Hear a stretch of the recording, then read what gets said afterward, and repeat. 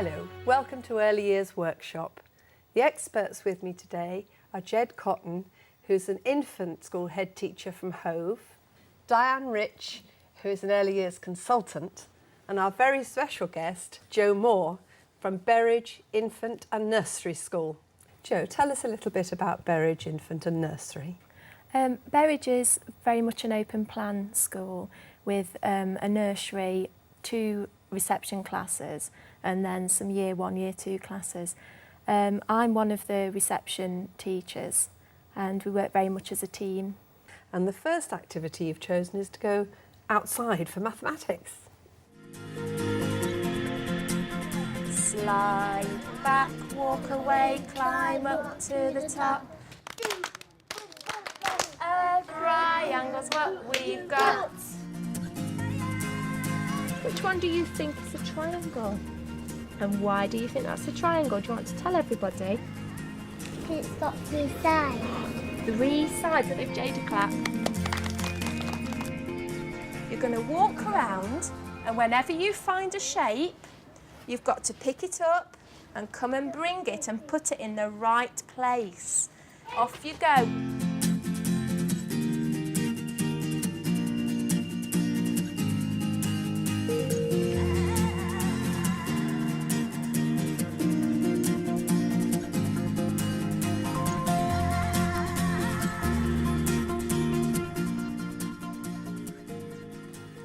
That was a focused activity. Would it break out afterwards into some self-chosen activity? Yes, because I choose either to do a literacy or numeracy-based morning each morning. I make sure that the children have had some focus time with me or the teaching assistant, and then give them the opportunity to consolidate the skills that they've learnt in independent activities. So you can see here that we're looking at shapes. I'd make sure that there were shapes available for the children to sort or play with or draw around and talk about. How might you take that forward? Well, it was lovely to see that you were using the outdoor environment. You've got a lovely space there for the children to be in. I mean, it'd be lovely to pick up on your notion of kinesthetic learning and getting those children moving, getting them to run in a triangular shape or a rectangular shape. And just imagine them doing that and to look in their natural environment there and find shapes or shaped objects that they identify. I'd love to see a conversation between 2 of those children or a small group picking up leaves and picking up stones and saying, well, is a leaf a circular shape? Is it a rectangular shape? Actually, there's a bit of it that looks like a triangular shape. You know, some lovely conversations that they could have. That's something that I would extend upon, you know, in the week to follow. Making sure that children had thought about the shape in the environment and perhaps even having the chance to bring things in from home and display things. And like you say, using the outside environment, anything that we can find there. We saw quite a lot of Jade in the outside activity. What did Jade go on to do?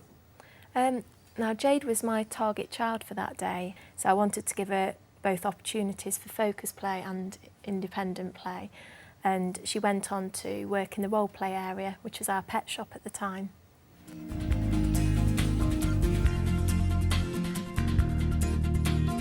Could Barraquette speak to Jade, please, Ellie? Yeah. Okay, tell Jade what you want. A snake. Have you got snakes and rabbits? Yeah. Well, you know in shops we have a queue, don't we? So if Boris is first, it looks like Barraquette's second, you're next, Aisha. Tickets again then.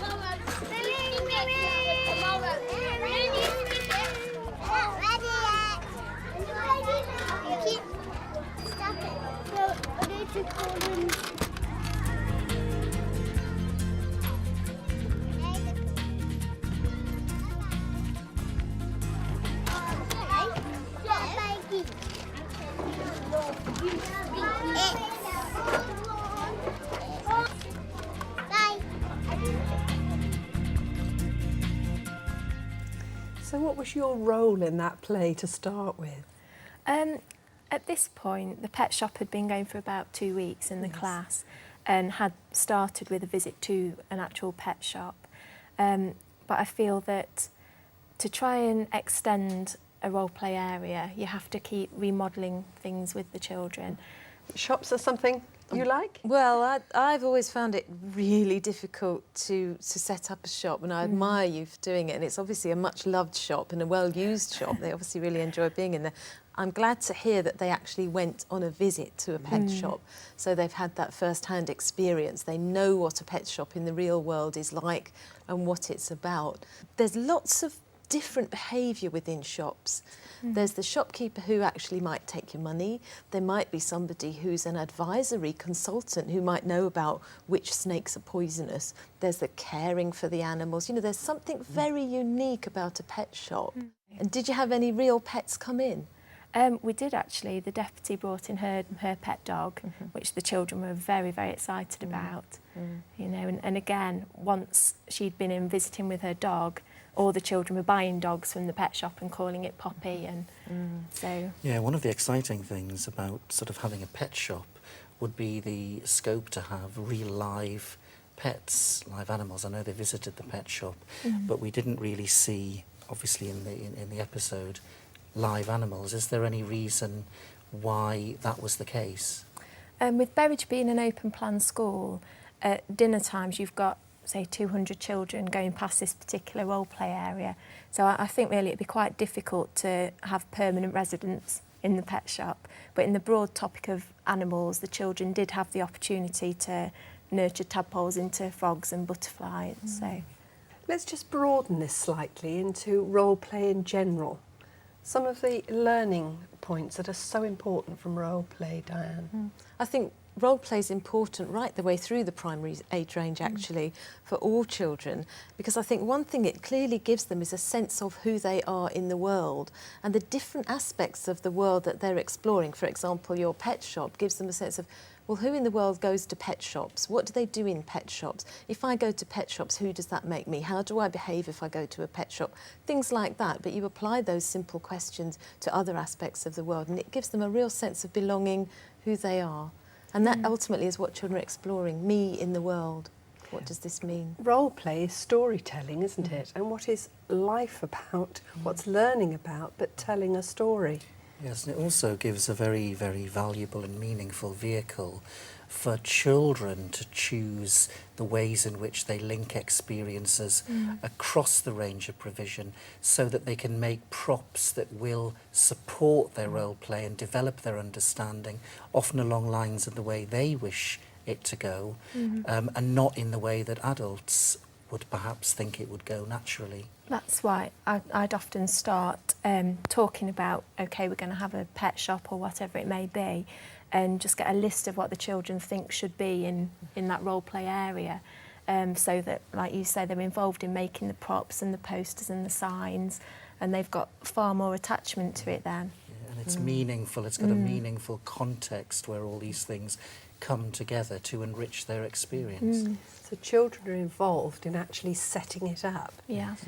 But the adult does need to come back and model at various times, don't they? So Well, I think this isn't just... There's two levels of setting it up. I think there's setting it up physically, and their trip to the pet shop would have helped them do that. What do we find in a pet shop? And then there's what do we do in a pet shop and who goes in a pet shop. So that's setting it up behaviourally. And then, of course, there's a different kind of, I call that pet shop play, a kind of authentic role play experience where children are mimicking the real world. And then, of course, there's the fantasy and the imaginative world. And I think there's lots of scope for that. But I think if you get into catching the stories that they're making with their pet shop, and that's a wonderful thing for practitioners to do, is just observe children playing and the little tiny stories they make as they play. Sometimes it will be as simple as there was a pet shop or a boy bought a snake in a pet shop, but sometimes it will become much more complex. So you'll have the setting, you'll have characters, you'll have relationships between those characters, and you'll have a little storyline going along. And then when you think of that and you parallel that to actually children writing a story, they're doing exactly the same things, but the starting point for writing a good story is playing a good story. Yes, it's just that crucial aspect of role play that you can't really expect children to be writing stories if they've not been a participant in the story themselves. Role play puts children in charge, doesn't it? And it's that balance between children being in charge and adults being in charge. And I think this is the bit where we need to have a look at Schwabe's morning, to look at that balance for him.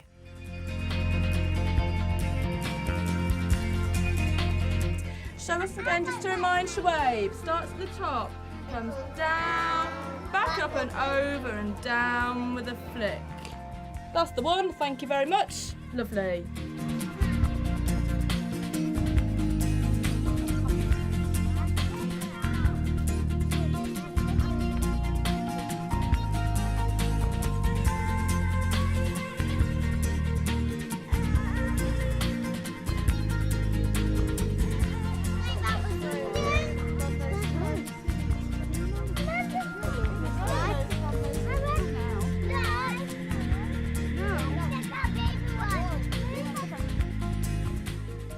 His face when he lifts out those carrots is absolutely priceless.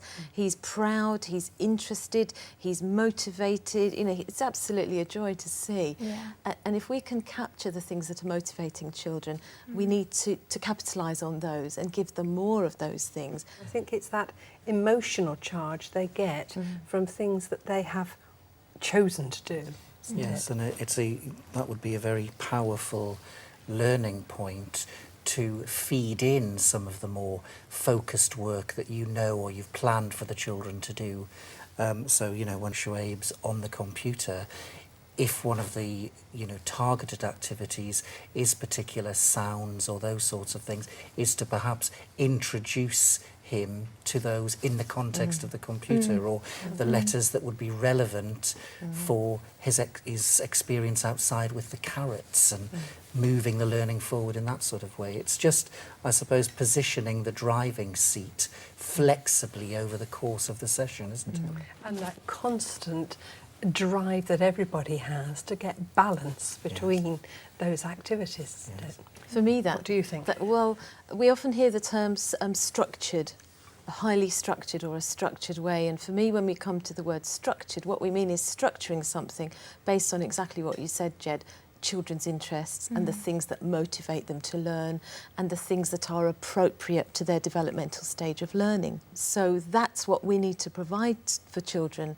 And to do that, we need to know what those things are. What is it that's interesting our children? What is it that's motivating them? And in what ways do they best learn? So if we find that our children best learn outside, then let's have lots of outside activities. And children will choose wonderful activities if we learn about them as much as we can, and if we're offering them activities that are worth choosing. They'll be so motivated.